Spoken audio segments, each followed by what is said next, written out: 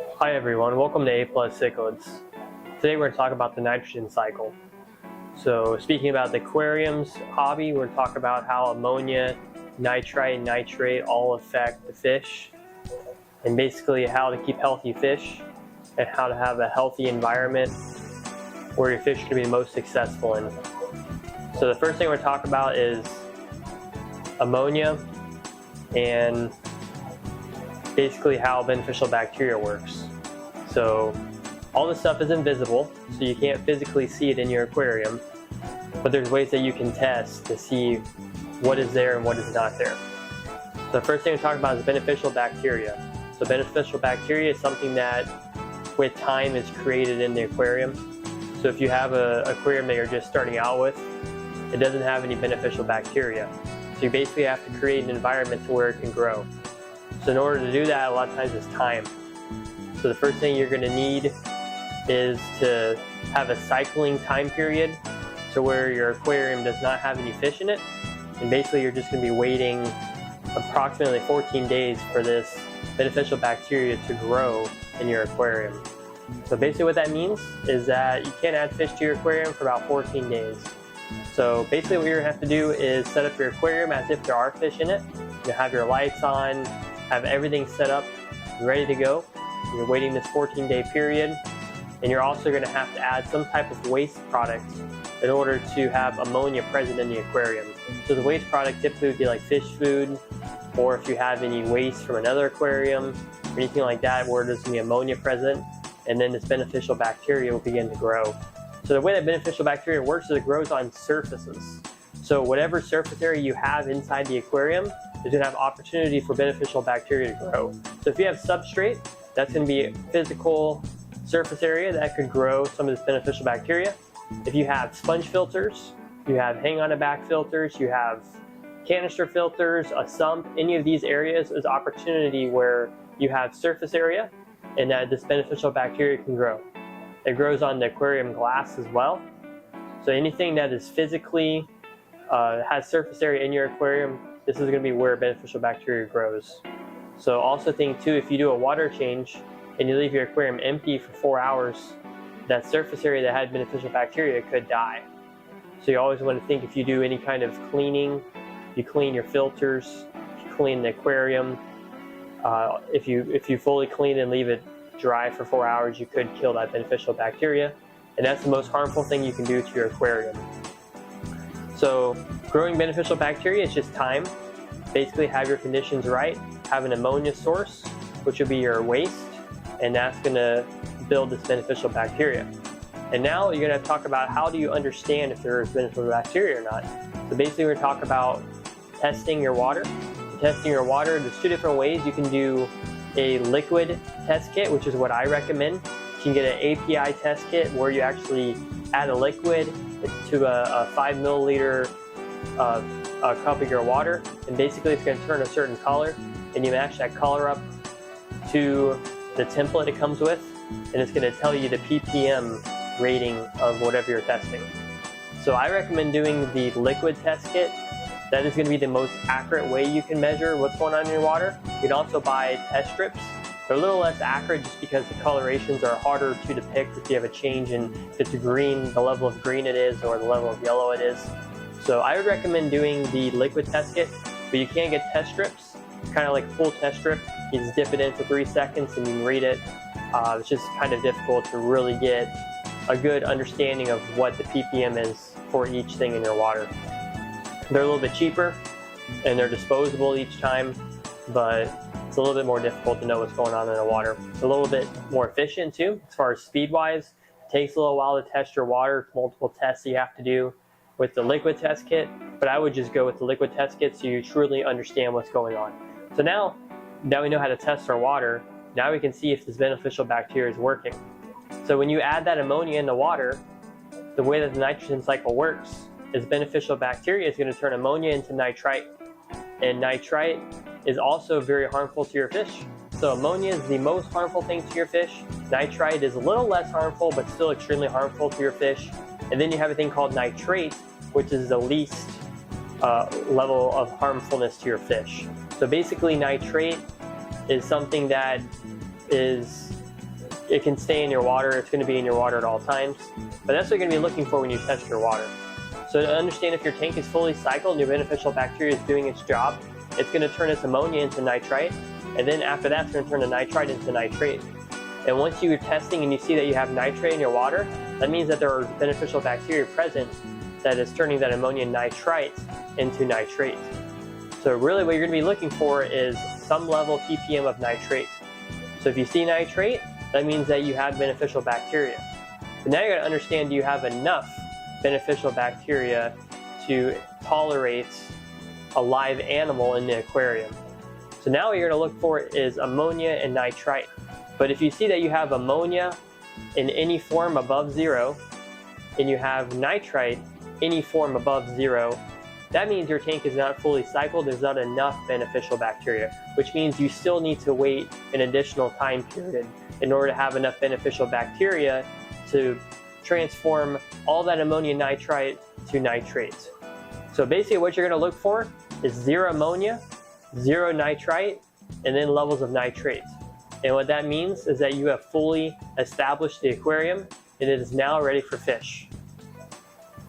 So with that being said, make sure you're testing. I would test between every 4 days or so, and when you're first cycling this aquarium, and understand basically where your levels are, how they increased or how they decreased since the last time you test, and just document your data and understand what's going on. You may need to add more fish waste if you're not getting any ammonia in the beginning process and you don't have any nitrate. So just make sure you're testing and kind of seeing where you're at. You're going to want to see ammonia or nitrite in the beginning processes, because that means that the beneficial bacteria has something that it can work with. So with that being said, once you fully cycle this aquarium and you add your fish, now we're going to talk about nitrate. So you're going to get a lot of information on the internet. It's going to tell you a lot of different things about nitrate. So my personal opinion on nitrate is it's really not that big of a deal. So I think as long as your ppm for nitrate is under 500 ppm, which is literally an insane amount based off of what everyone's going to tell you on the internet, your fish are going to be okay. So lower level of nitrates, you know what that's going to do for your fish? It's going to help them grow. They're going to grow faster, and it's going to help them to be healthier. So ideally it is to have low nitrate levels under 100 ppm, but at the end of the day, it's really not going to kill your fish. So if you want to have the maximum growth rate for your fish, you want to do more water changes to help lower your nitrate. So lower nitrate levels means healthier fish, faster growing fish, and basically you're going to see more activity and a higher metabolism and things like that out of your fish. So how do you remove nitrate from your aquarium? So the easiest way is to not put more nitrate in your aquarium, which will help keep it lower. So I know that sounds kind of weird, but basically what that means is overfeeding. So when you feed your fish, everything you feed them needs to be consumed within a minute. So if you see there's still food in the aquarium after 60 seconds, then that typically means that you're going to have some leftover food, and that's going to cause nitrate to build up. So your fish may not like that food if they're not eating it right away. Maybe it's time to try a different kind of food or a different form of food. But basically that's your main indicator, is 1 minute of feeding that all the food is gone. So if you lower the amount of food in there, leftover food, it's going to help your nitrate levels. And then feedings per day. So most of my fish, I feed once a day. If you have young fish, meaning that you have fry that you're raising up and things like that, they're going to need higher frequencies of feedings. So you may need to feed them 2 to 3 times a day, just because they don't consume a lot of food at once. So they need more opportunities to consume food. But if you have any fish that are over an inch long, you can get away with feeding them once a day. And really you just want a routine. So you're feeding the fish at the same time every day so they can understand, surprisingly they actually understand when it's feeding time and when it's not feeding time. So that's what's really important to me, is not overfeeding. The next thing is going to be how frequently you do water changes. So this is going to be different for everybody. It's going to depend on the volume of water that you have. So if you have a 75-gallon tank or you have a 20-gallon tank, It's going to depend on the volume of the water you have, and then also the size and the amount of fish you have. If you have a higher stock level of fish, it's going to create more waste and more feeding, which is going to create higher nitrate levels. So I think that's going to be different for everybody. So if you have a 40-gallon aquarium with a lot of fish in it, then it's going to build up nitrate faster. And then the smaller aquarium you have, if you have any aquariums under 20 gallons, those aquariums are very difficult to keep low nitrate levels in. With low volume of water, one feeding is going to cause nitrate. There's just not a lot of volume of water to dilute the nitrate levels. So they're going to be higher ppm. So just kind of take that into consideration as far as what size aquarium you have. I think it's difficult to keep low nitrate levels in an aquarium under 20 gallons. That's going to be a difficult thing to do. So once you understand where you're at with your stocking levels of fish and the water volume you have, then it's just going to be testing your water. So if you see that you have 500 ppm of nitrate within a week of the last time you did a water change, it's good chance you need to change a larger volume of water or do more frequent water changes. So I would change a larger water volume just because you don't want to be a slave to the hobby where you're consistently having to do maintenance. You want to minimize your maintenance levels. So if you own cichlids, there's a good chance that you can do up to a 95% water change and they're okay. So thinking of the type of fish you have, I don't have a lot of experience with live bears and tetras, so I'm not sure how they respond to those higher volume of water changes, but almost all cichlids can handle those higher water changes. Even like a discus, I own discus, I can do a 60% water change and they're okay. And those fish that aren't as hardy, you are going to have to match the water that you're taking out with the water you're putting in, meaning temperature and pH and general hardness. But that's kind of in depth for those fish like discus and some of those fish that are harder to keep. But most American cichlids and African cichlids, they can handle those large water changes. And even if there's a bit of fluctuation in pH, I would just worry about 1.0 pH change. So if it's 8.0 in your aquarium and then you're putting 7.0 pH of water back in, there could be a little bit of a fluctuation if you do a 90% water change. That could harm the fish. So just be cautious of where your water is at when you're doing a water change, and then after you do a water change, the water you're putting back in, what are you putting back into your aquarium? And it's also good to test your water right after a water change so you can understand the change that took place. And the more that you document on what's going on, the more you can understand on what you need to do next time to be successful and to make your job, as far as maintenance-wise, easier. So what I recommend is in the beginning to do water changes every week at about 50%. And after 4 or 5 months, your aquarium is going to be more established and you can get away with doing water changes maybe every 10 days, 12 days, or just do larger water changes weekly if you're adding more fish. And as the fish grow, they're going to put off more waste, which is going to increase your nitrate levels.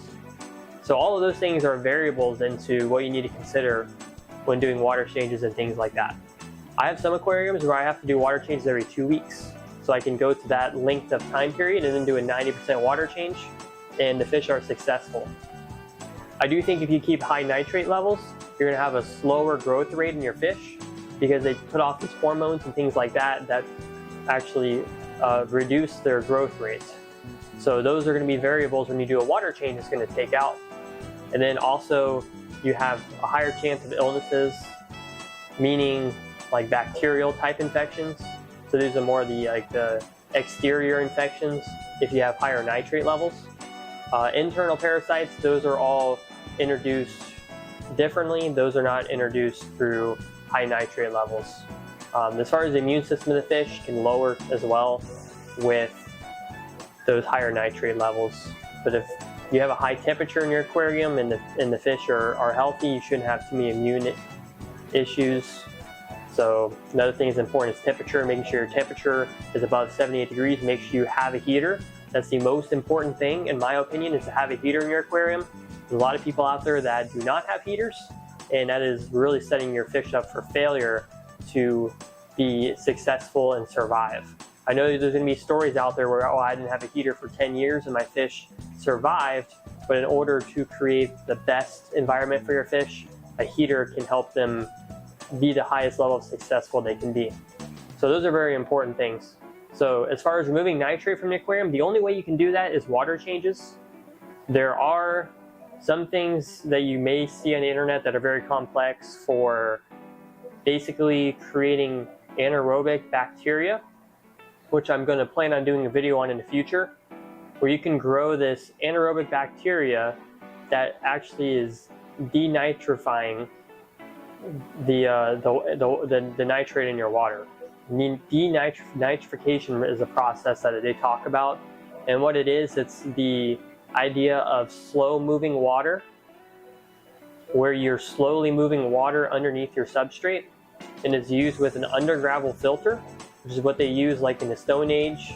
In 2023, we don't use stuff like that anymore. We have a lot more efficient ways of filtering our water. But basically, this undergravel filter slowly moves the water at the very bottom of the substrate, and that allows an environment for anaerobic bacteria to grow. And this actually can lower the nitrate levels in your aquarium. It takes about 6 to 8 months for this bacteria to grow, so it's not an instant process, but it's something that I am testing on a few aquariums to see if I can get it to work. So I'm really not sure yet on how all of that works out. But I do know you gotta have an underground filter, and it's a slow process. And it does not eliminate water changes, but it can help reduce the ppm of your nitrate. So, all right, that's all I have for you guys today. If you have any questions, feel free to leave a comment, and I will answer your comments as soon as possible. If you have any questions on anything, feel free to ask. Check us out on Facebook. We have an eBay page if you want to buy fish from me. And if you guys have anything, let me know. Thank you. Have a good day.